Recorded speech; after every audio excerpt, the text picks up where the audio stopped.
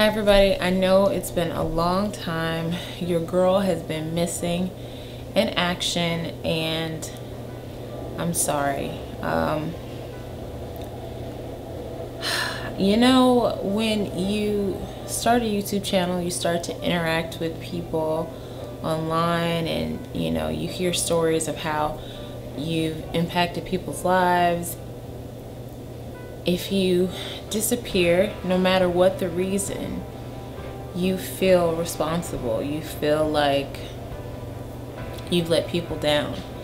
And that's how I feel. I feel as though I've let you guys down, whether you intended to or not. No matter what the situation or the circumstances that caused it, you feel like you've let people down. And that's how I feel. I feel as though I've let you guys down by not being present, by not answering comments, you know, this past year.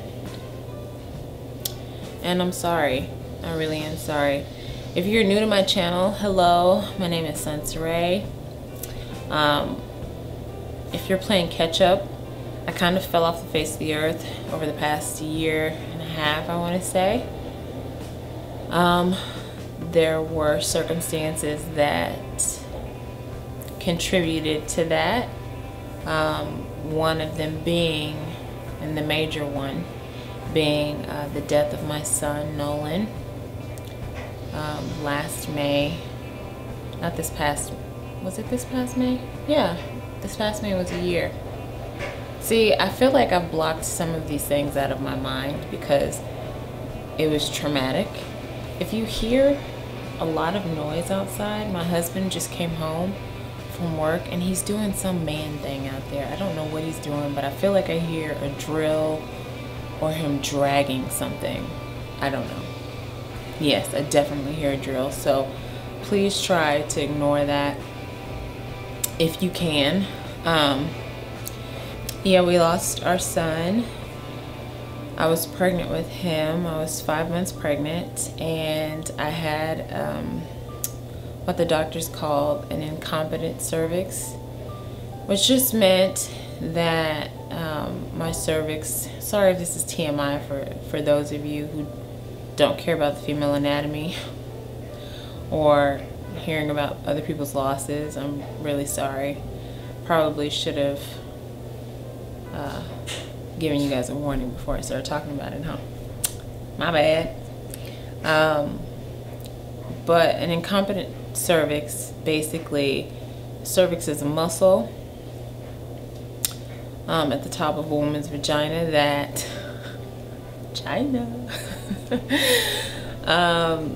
that after a baby is put in her, it closes up and works like a stopper to keep the baby in there.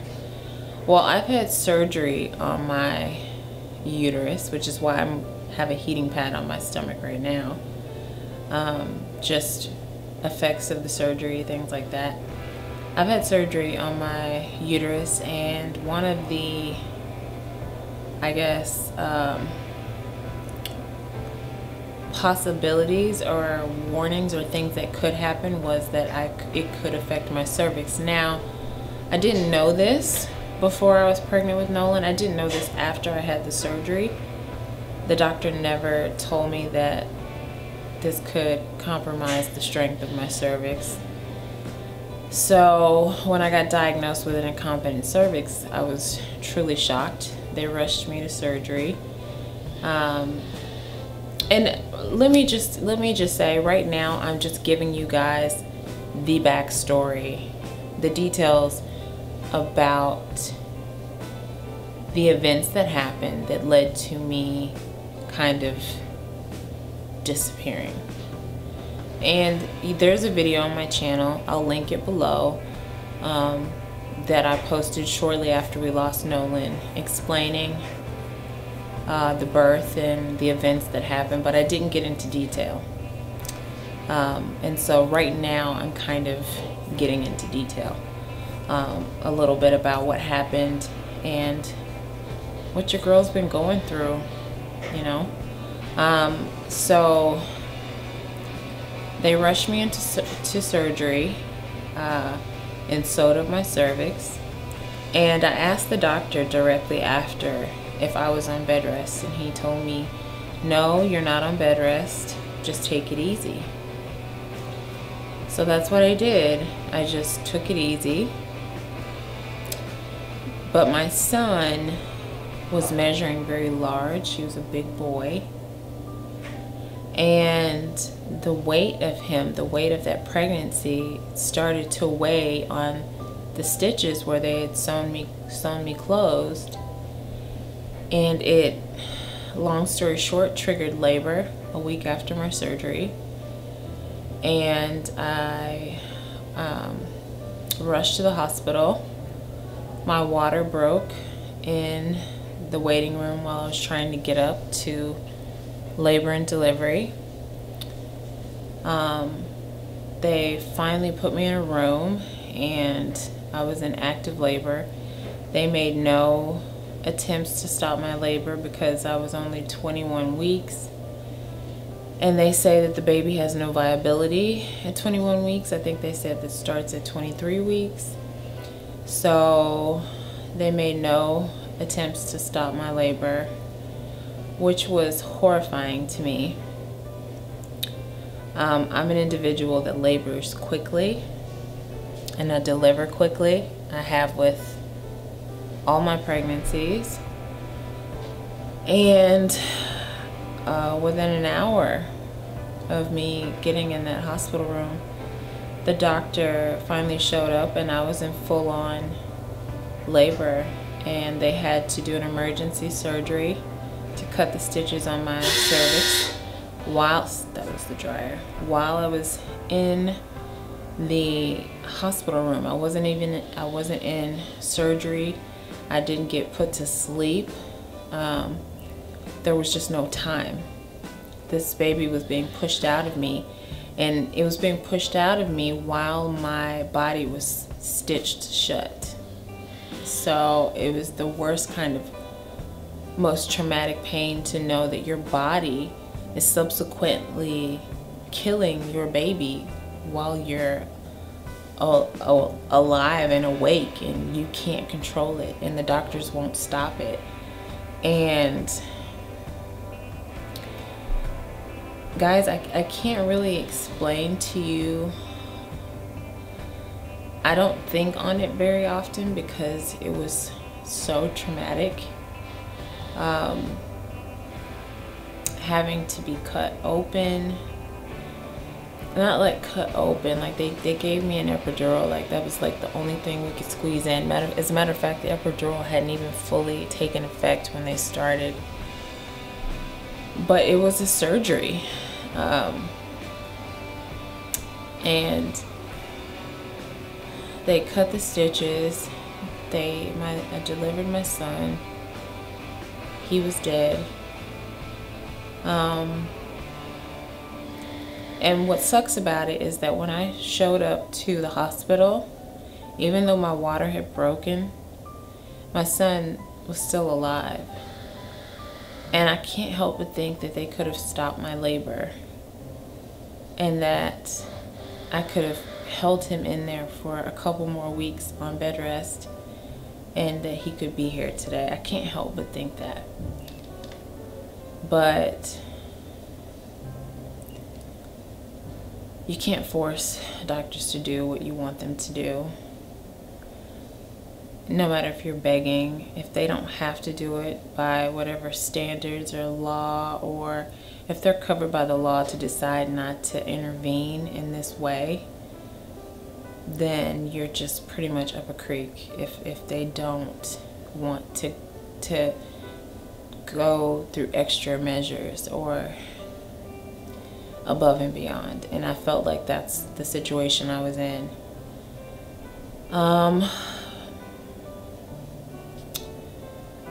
So by the time I delivered my son, he had passed.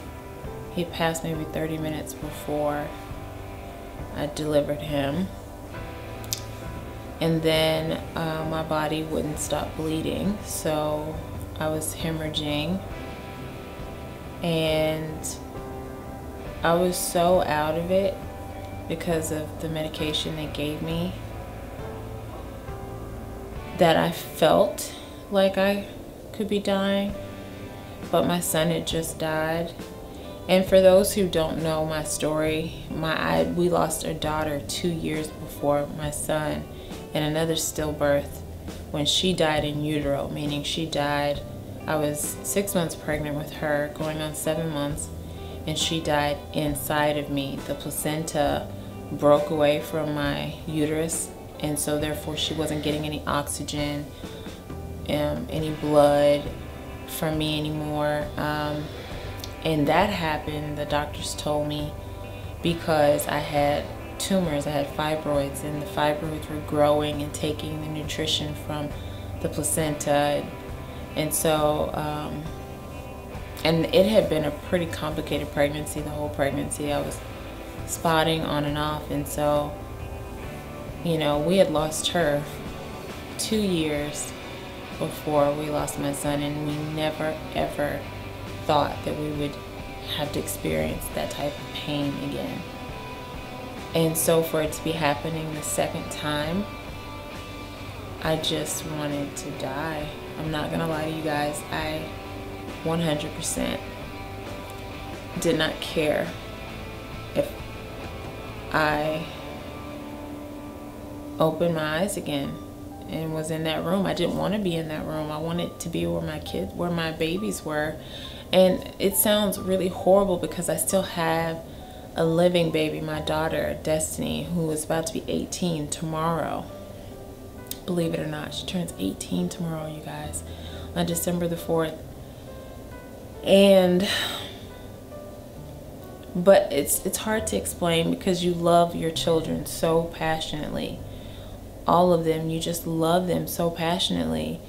And the thought of being separated from them, you know, especially, you know, when they're babies, being ripped from you, that's what it feels like, them being ripped from you, them being a part of your body, and then a part of your body and your soul being ripped from you, and then you have to get funeral arrangements.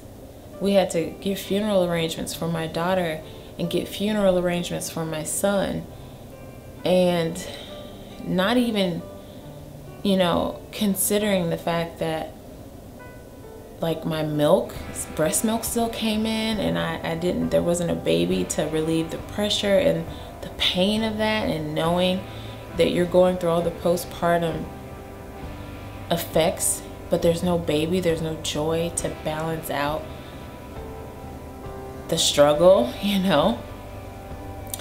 And the hardest part for me was knowing that Patrick, my husband, and that Destiny were experiencing this again for the second time.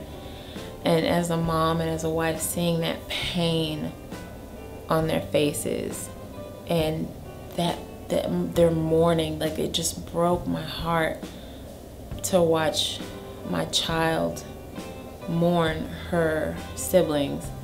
And I know this might seem kind of like a downer video, but I want you guys to know where I've been. I want you guys to understand why I've been gone and what's taken me so long to get back in front of this camera and put myself out there.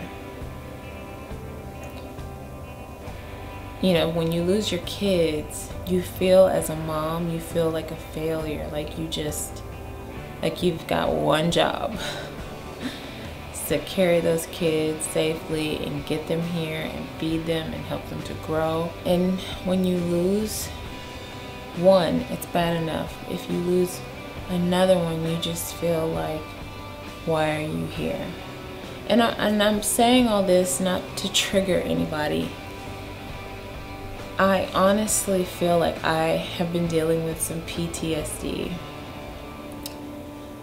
As a matter of fact, I know that I've been dealing with some PTSD because the time I've been away from YouTube and really social media as a whole, I've just kind of been locked away in my home just trying to take care of my family, making sure my husband's okay, my daughter's okay, and honestly just letting my soul heal. Even making this video, it took weeks for me to get here.